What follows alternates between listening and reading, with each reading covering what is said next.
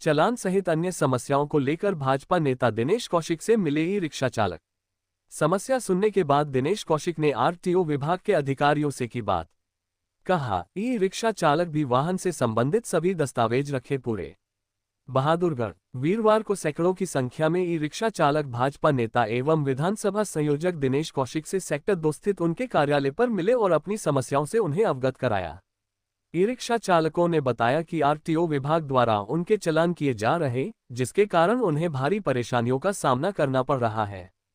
चालकों का कहना था कि वे अधिकतर किराए पर ई रिक्शा चलाते हैं, ऐसे में चालान कटने पर न केवल जुर्माना भरना पड़ता है बल्कि वाहन मालिक को किराया भी देना पड़ता है, जिससे उनकी आर्थिक स्थिति और अधिक कमजोर हो रही है। ई रिक्शा चालकों ने बताया कि वे गरीब परिवारों से आते हैं और इसी कार्य से अपने परिवार का पालन पोषण करते हैं। लगातार हो रही कार्रवाई से उनके सामने रोजी रोटी का संकट खड़ा हो गया है।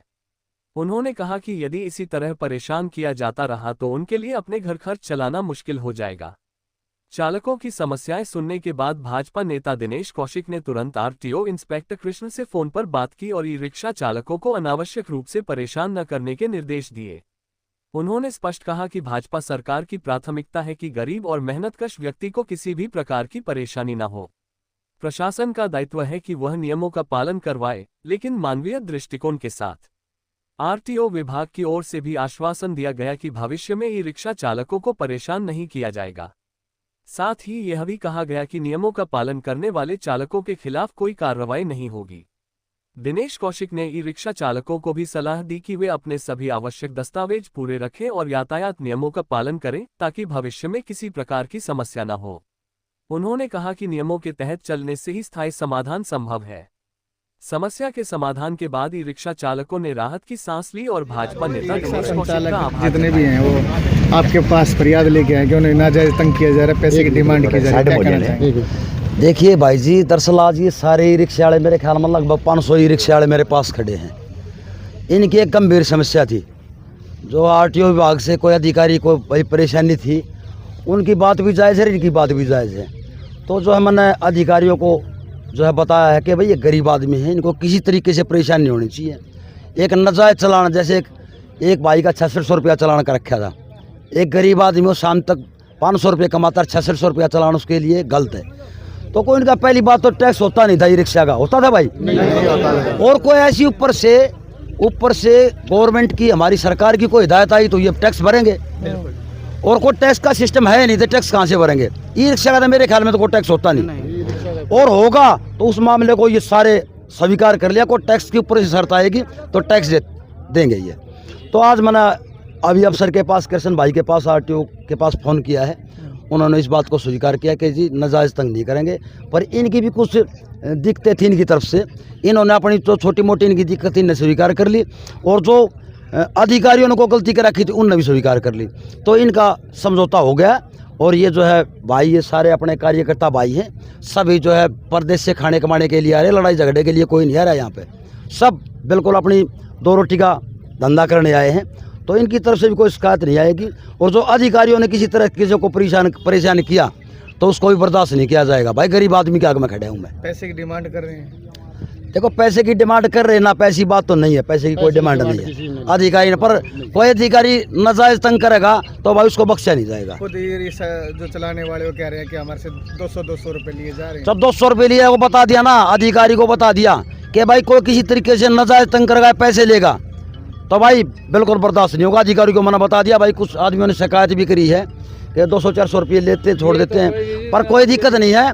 वो किसी से ले भी लिया हुआ, क्या पता क्या सिस्टम था, पर कोई दिक्कत नहीं है। अधिकारी और टैक्स को किसी तरह की दिक्कत आएगी सरकार की तरफ से भी, और टैक्स इनके ऊपर, ये गरीब आदमी इनके ऊपर टैक्स ना लगाया जाता बढ़िया। और हम माननीय मुख्यमंत्री जी से इस मामले में बात करेंगे, कोई ये गरीब आदमी खा कमा रहे हैं, इनके ई रिक्शा के ऊपर टैक्स ना थोपा जाए। तो हम माननीय मुख्यमंत्री जी से भी हम रिक्वेस्ट करेंगे इस बात की। माननीय मुख्यमंत्री जी बहुत बढ़िया मुख्यमंत्री जी हैं, वो गरीब आदमी के साथ खड़े 24 घंटे, 36 बरादरी के साथ खड़े हैं। तो इन भाइयों की तरफ से मैं जो आगे भी ये बात पहुंचाऊंगा, तो सभी भाई मिलकर काम करो अपना भाई, ठीक है ना। तो हमारी तरफ से पूरी कोशिश है, गरीब आदमी खाते कमाते रहें, इनको कोई परेशान ना करें, और अधिकारी को नाजायज परेशान करेगा तो उसको बख्शा भी नहीं जाएगा। मैं मिस्टर ब्रह्म प्रकाश है फ्रॉम डाबोदा खुर्द। ये हमारे सारे रिक्शा भाई, रिक्शा चालक भाई इकट्ठे किस कारण हुए हैं? इनकी एक छोटी समस्या है। जो समस्या वो है कि एक तो इन लोगों को परेशान किया गया। ये अब तक कोई नहीं पता था इन लोगों ने अगर रोड टैक्स भरना है, क्या करना है, क्या नहीं। कहीं और रोक लेते हैं, गाड़ियों को उठाकर पार्किंग में बंद है। रोड का जो टैक्स भरना है, क्या करना है, क्या नहीं, इन्हें पता नहीं था। अब ये रोक के भाई छोटा रोजमर्रा के काम करने वाले रोड टैक्स का 20-20, 25-25 हजार का चालान कहाँ से भरेंगे ये लोग? हैं, सिर्फ यह समस्या इन लोगों की सामने आई है। और अपने है ना, एक जो आप लोगों ने बताया कि भाई ये ढंग से नहीं चलते, उनके बारे में इन लोगों को कहा गया है ये नहीं चलेंगे, अर्थ इनका बेच सकते हैं चालान काटो, जो मर्जी करो। और उस चीज के बारे में मैं इस बारे में कुछ नहीं कह सकता। सिर्फ ये समाधान हमारे को चाहिए। लेकिन रिक्शा का ये रोड टैक्स आज तक तो हमने सुना नहीं था, अब ये कहाँ से आ गया? तो आज अपनी समस्या को लेकर किसके पास आए हैं? आज हम अपनी समस्या को लेकर अपने छोटे भाई दिनेश के पास आए हैं। इसका समाधान छोटा भाई कराएगा। सारे इकट्ठे हुए हैं, एकत्रित क्यों हुए हैं? सिर्फ अपनी समस्या को लेकर एकत्रित हुए हैं। कितने रिक्शा संचालक हैं? रिक्शा तो बादरगढ़ के अंदर समथिंग होंगे तो घनी नहीं हो, कम से कम होंगे तो 2-2.5 हजार तो ऊपर होंगे हैं। लेकिन हम अपने एरिया के मुताबिक आए हैं। ये सारे जज्जर रोड के समथिंग हैं, अपने नोकल भाई भी हैं इसमें। और अपने नोकल की ना कहता मैं सारे बाहर से भी हैं। नोकल भाई कम होते हुए रिक्शा वालों के चालान काटे गए हैं पुलिस द्वारा। पुलिस वालों ने भी काटे हैं। कितने लोग हैं?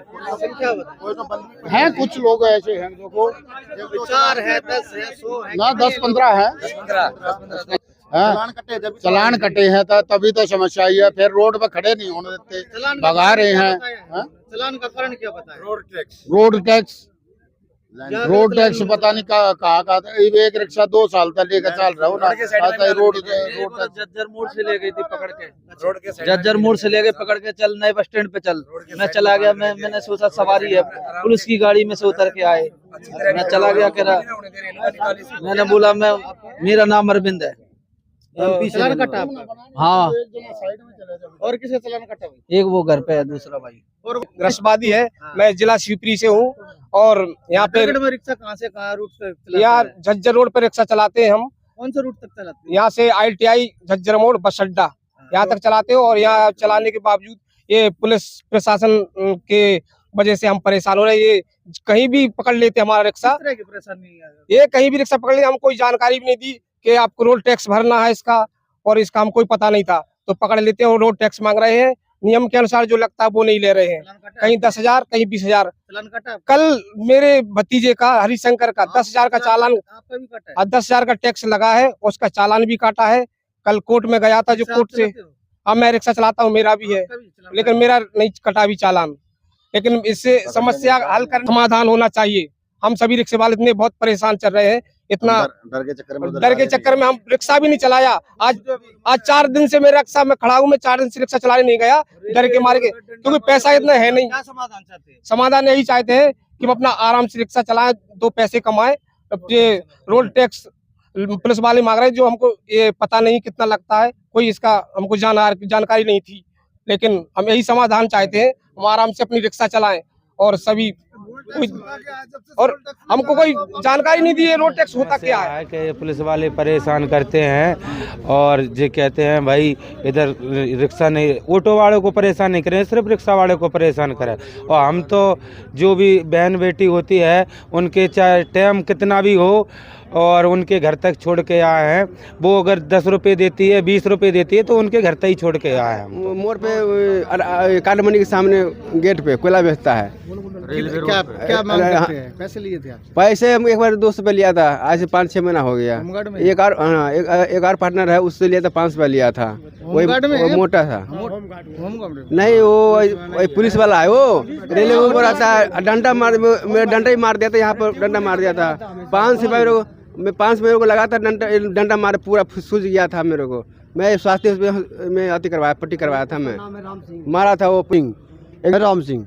एक दिन मैं 150 रुपये की सवारी लेके गया, रेलवे मोड़ से पहले ही खड़ी कर दिया मैंने। वहाँ आके डंडा लेके बजाने लग गया और सवारी उल्टा उतार दिया उसने, और बोला चलान होगा तेरा। और फिर आगे दूर ले गया, थोड़ा दूर, नू बोला 500 रुपये ले आओ, दारू पियेंगे, दारू पी ला, कितना कमा रखा है, नू बोला। कहाँ पे खड़ा होता है वो? ये रेलवे मोड़ पे अभी भी पाओगे वो टेबल लेके बैठ गया होगा, बैठा होगा टेबल लेके। और ऑटो वाला कुछ नहीं कहेंगे, ऑटो वाला कुछ नहीं कहता, ऑटो वाला के रिक्शा परेशान करता है, ऑटो वाला करने को कुछ कहता है कि ऑटो वाला परेशान करता है, रिक्शा वाला ऑटो वाला कुछ नहीं कहेगा। हाँ, ऑटो वाला कुछ नहीं कहेगा। लोकल आदमी है वो, लोकल आदमी है ऑटो वाला, लोकल आदमी क्या करेगा, मारेगा पुलिस, पुलिस मारेगा, वो मार देगा, लोकल आदमी मारेगा उसको पुलिस, इसलिए नहीं कुछ कहता। हम बिहारी है, दब कर रहते हैं हम। अगला गाड़ी जाम रहता है उसको कुछ नहीं बोलता, लेकिन रिक्शा वाला कोई परेशान करता है। 4 जगह नहीं बोलेगा, 8 जगह नहीं बोलेगा। कितनी रोड चोरी है साहब, रेलवे रोड की रोड कितनी चोरी है, गाड़ी खड़ी रहती है उसको कुछ रिक्शा वाला बोलता है। आप बताओ क्या? हाँ वही पुलिस वाला परेशान करता है, झज्जर मोड़ पे सुआ, हाँ सुआ मार देता है, कभी वहाँ से भगा देता है, कहता है हटाओ यहाँ से। बर्दाश्त करते हैं, सहन कर लेते हैं, हम लोग क्या करें। नहीं पैसे तो नहीं मांगते सर, नहीं पैसे नहीं मांगते। मजाक ऑटो लगाता है, मजाक ऑटो लगाता है, 5 रिक्शा लगाता है, ऑटो वाला कुछ नहीं कहता है, हमको भगाता है, ऑटो वाला हमको भगाता है, मजा ऑटो भगाता है। जानते हैं लोकल आदमी है, हाँ हमको साफ कर दो, गरीब आदमी है। अगर मैं अगर यहाँ सब बिहारी या यूपी वाला लोग लोकल यहाँ मर जाएगा, लोकल आदमी मर जाएगा, लोकल आदमी कौन कंपनी कौन चलाता, बिहारी चलाता, कंपनी चलाता है, मकान कौन बनाता है, बिहारी मकान बनाता है, यूपी वाला मकान बनाता है, लोकल नहीं बनाता है, पैसा देता है, लेकिन क्या करता है लोकल आदमी हमसे जीता है, हम कमा के देते हैं, हमको कमा के देता है। ठीक है सर, हम कमा के देते हैं, वो हमको कमा के देता है, लोकल आदमी देता है। यहाँ का आदमी जो भी है, बहन है, भैया बहन है, भाई है, हम सबको छोड़ते हैं, सूर्य घर पे छोड़ देते हैं, घर पे छोड़, दीदी 50 लगेंगे, ठीक है भैया 50 ले लेना, तो उनको सूर्य घर पे छोड़ते हैं, भैया 20 दे देना, चलो तुम 20 देना, ठीक है 20 हमको देना।